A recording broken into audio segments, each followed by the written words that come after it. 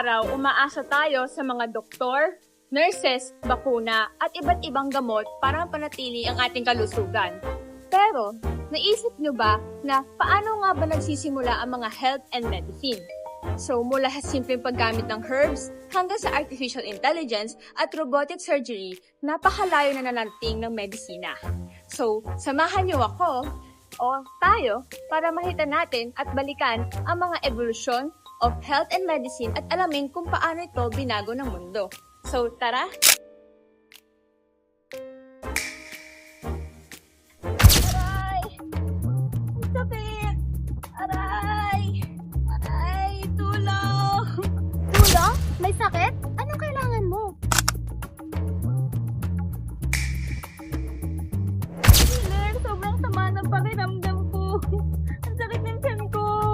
Huwag kang mag-alala. May mga halamang gamot ako dito para sa'yo. Ito. Kainin. Kapan na namin. Noong unang panahon, wala pang ospital at wala pang doktor, gaya ng meron tayo ngayon. Naniniwala ang mga tao na ang sakit ay galing sa mga masasamang espiritu o galit ng mga Diyos. Kaya ang ginagamit nilang paggamot ay herbal medicine, at traditional healing at spiritual rituals. So habang lumilipas ang panahon, nagsimula ring pag-aralan ng mga sinaunang sibilisasyon tulad ng Egypt, China, India, Greece, at ang ating mga katawan.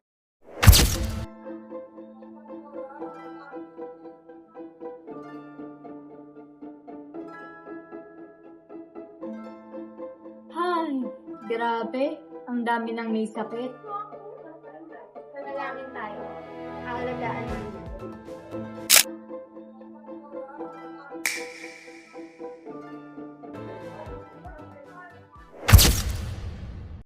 Pagdating ng medieval period, malaking impluwensya ang relihiyon sa pangangalaga sa mga may sakit.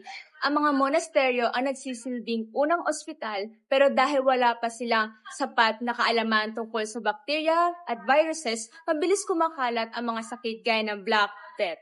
Dahil dito, milyon-milyong tao ang namatay. Ito ang nagtulak sa mga scientists na maghanap ng mga mas epektibong paraan ng pagkagamot. Nurse, ihanda ang anesthesia. Sterilize ang mga kagamitan. Ready na tayo sa operasyon.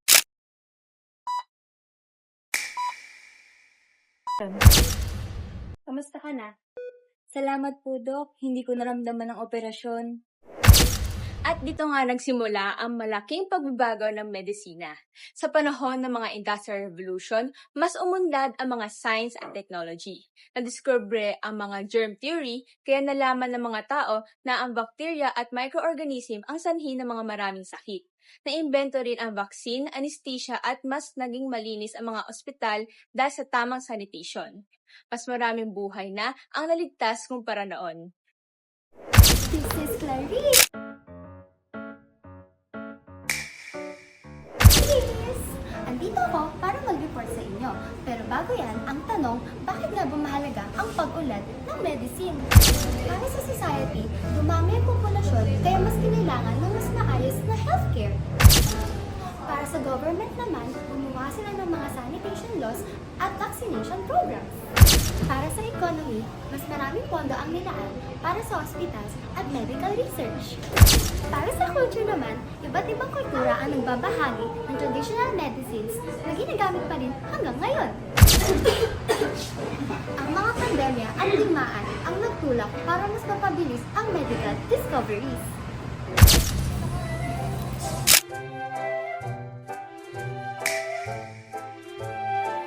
Grabe, mas marami na tayong ani.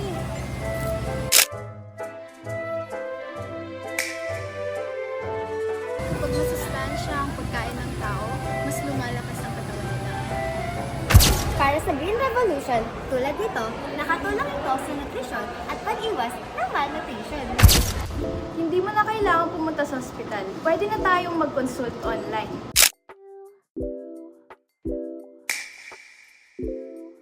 Talaga ba? Kahit nasa bahay lang ako? Oo, pwede ding i-monitor ng smartwatch ang heartbeat mo. At sa digital revolution, mas naging mabilis at mas accurate ang ating healthcare.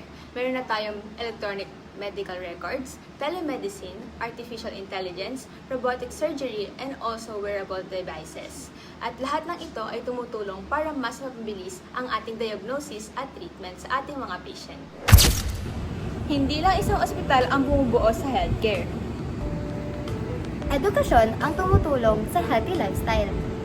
Government ang gumagawa ng health policies. Communication ang nagpapakalat ng tamang health information. Agriculture ang nagbibigay ng masustansyang pagkain. Economy ang tumutulong sa pagpapatayo ng hospitals at pagbili ng medical supplies. Ano nga ba pinagkaibahan ng mga revolution? Tara, ikumpara natin ang tatlong revolution. Una, ang Industrial Revolution. Ito ang nagdala ng vaccines, anesthesia, sanitation, at modern hospitals. Para sa Green Revolution, tulad nito, nakatulong ito sa nutrition at pag-iwas ng malnutrition. Para naman sa mas advanced at digital revolution, nagbigay ito ng telemedicine, electrical medical record, robotic surgery, at artificial intelligence. Bago tayo magtapos, isipin natin ito. Paano nga ba kung hindi naimbento ang mga medical technologies natin ngayon na ginagamit para makatulong sa ating mga pasyente? Maraming mga simpleng sakit ang maaaring ikamatay ng tao. Ang operasyon ay magiging sobrang delikado dahil walang anesthesia at sterilization. Walang bakuna para protektahan tayo laban sa iba't ibang sakit. O baka wala rin tayong AI, telemedicine, or advanced healthcare sa hinaharap. Ang health and medicine ay hindi lang tungkol sa mga bagong imbensyon. Ito ay tungkol sa pag-asa, pagkakaisa, at pagmamalasakit sa kapwa. Bilang mga future nurses, hindi lang tayo saksi sa pag-ulan ng healthcare. Tayo mismo ang magiging bahagi ng susunod na kabanata sa kasaysayan ng medisina. Salamat sa panonood!